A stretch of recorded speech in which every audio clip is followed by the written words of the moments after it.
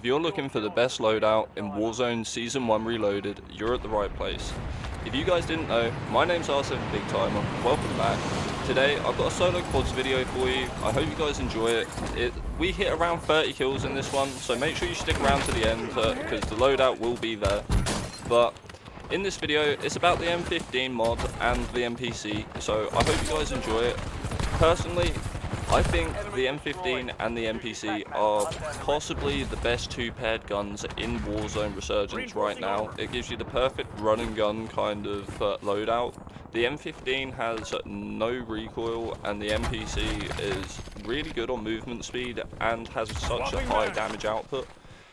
The new SMG probably is the better option of the close range meta, but unfortunately I don't have that unlocked at the moment, so when I do, I'll make sure I have a new video for you guys posted on the channel, so make sure you hit the subscribe button and the notification button so you don't miss that video.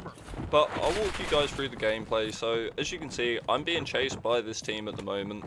They broke me, but I personally wouldn't chase in these types of situations. Like, it didn't take much for me to play up and to turn the tides into my favour. Like, if you're chasing me down the stairs, your gun's going to be up, especially if I'm downstairs before you. So there's just a little tip for you guys. Like, you don't have to chase every fight because, especially in situations like that, it does put you at a disadvantage. But as you can see, I ran into a room full of two people where things could have got dicey.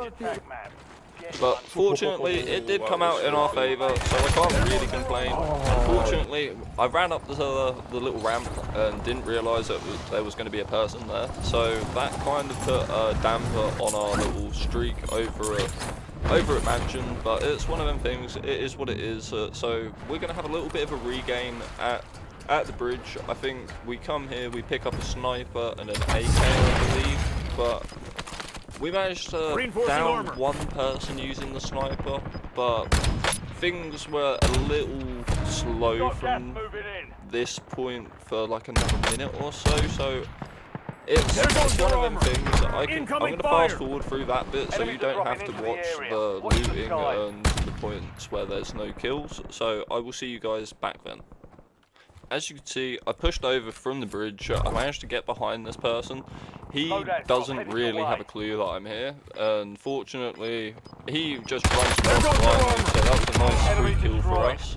And then, as you can see in the top left of the minimap, his teammate is in the toilets, so I know that he's going to be any second. So we managed to pick him off just there. But then I didn't realise there was another person in the toilet, so I don't know if that was the original teammate or if that was someone else that's pushed across.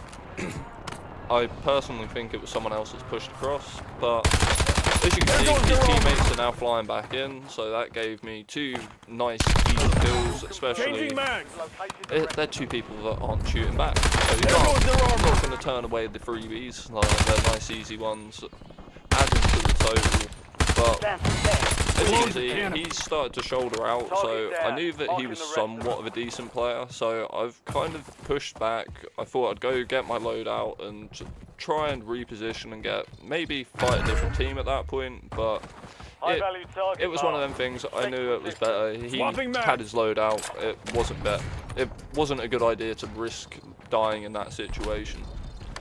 It was one of them things. It definitely is more in his favour if he has his loadout and perks. Like, it's just one of them things. You need to know when to pick your fights. And fortunately, right here, like, I managed to see him jump down. I knew that he saw me on the bridge because I killed his teammate as well.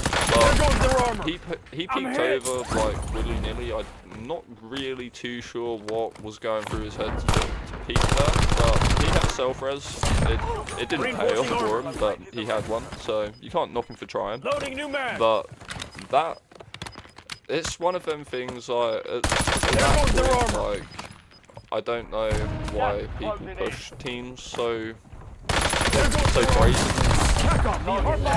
People don't use cover and use positioning, especially playing quads. Like, you have four players on your team. You can quite easily stack me and just make it so it's an impossible thing for me to get these kills. UAV available for tasking.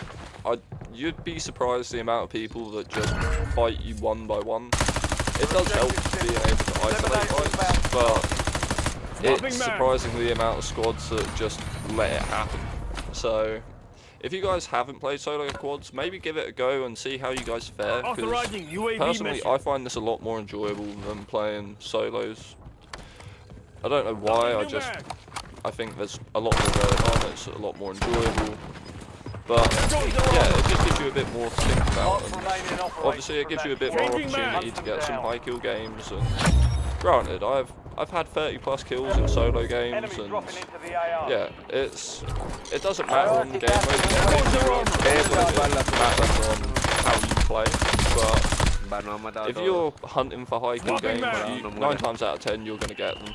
So one of them things is just keep on trying and go for them high kill games. The only way you're going to get better at games is by putting yourself in situations where you have to fight a lot of people, because I say you'd be surprised. I'm sure you guys know the amount of people that you'll find just sat in corners in this game.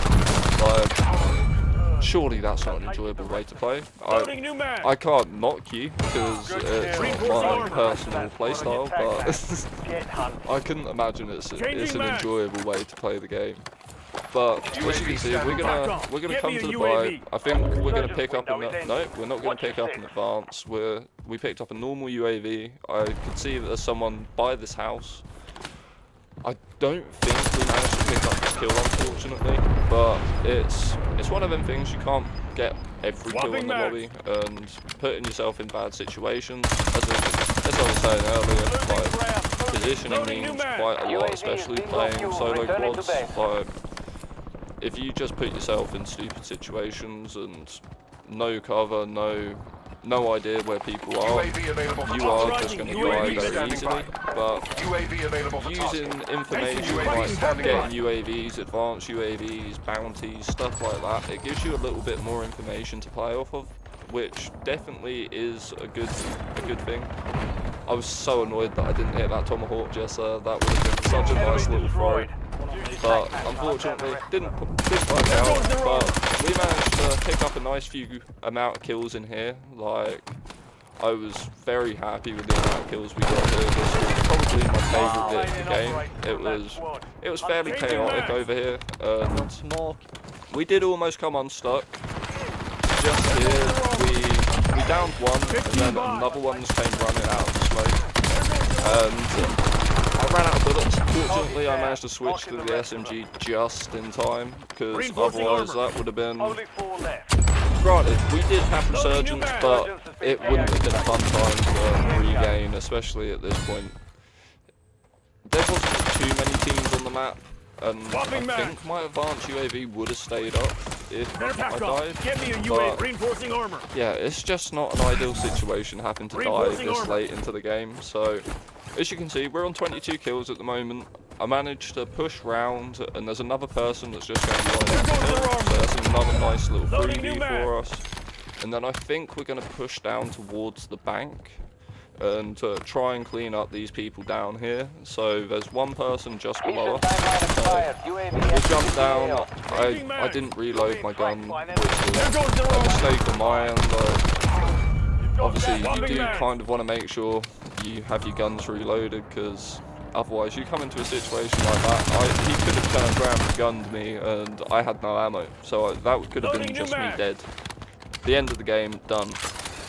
But fortunately, it worked out in our favour. But if you guys have enjoyed the gameplay, make sure you hit the like and subscribe button. I would really appreciate it. We're almost at 200 subscribers, so that would be my first big milestone, really. And it does really mean a lot. I've been posting Call of Duty videos since I was a kid, so it's a nice little thing for me to do and for you guys to enjoy my content. But we're coming to the end of the game. I managed to get away from the team that was sat on the top of the fire station. Unfortunately, they do end up winning the game. I didn't have the positioning to be able to fight 3 people on the roof, unfortunately. Priority tasking And request received. at the end of the game, I didn't really know that there was 3 of them left. I thought that there was just 1 person left on the roof, so I tried to mount and just try and beam him off the roof, but unfortunately it didn't work out in my favour. But still, I think it's 27 kills, but it was 29 eliminations.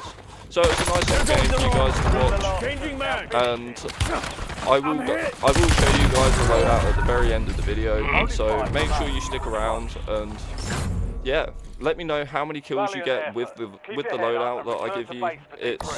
This has been my favourite loadout since the Season 1 Reloaded came out. But if you guys want more loadout videos, make sure you hit the like and the subscribe button with the notification bell, and I will see you soon. So here are both of the builds. This is the M15. I will make sure I put the build codes on the screen and in the description for you guys. So I won't give you guys the attachments, just make sure you follow the build codes. And the build code for the NPC is right here. And obviously, if you guys are interested in the perks, I was using Mountaineer, Sprinter, and Adaptive just to give you that extra bit of movement speed. If you guys enjoyed the video, make sure you hit the like and subscribe button, and I will see you soon. Peace.